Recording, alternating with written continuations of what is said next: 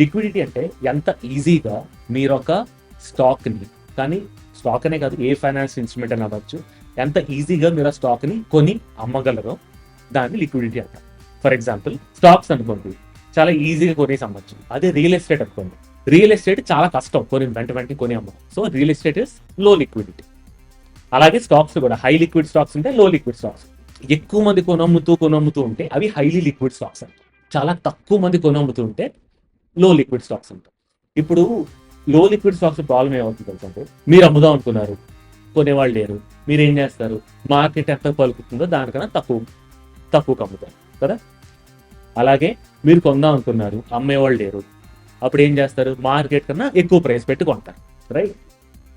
So దాని price effect కాకుండా ఒక అసెట్ అనేది, అది మనం ఇప్పుడు ఈక్విటీ అనుకుంటే, ఒక స్టాక్ ఎంత ఈజీగా అమ్మచ్చు కొనొచ్చో దాన్ని లిక్విడిటీ అంటారు, రైట్.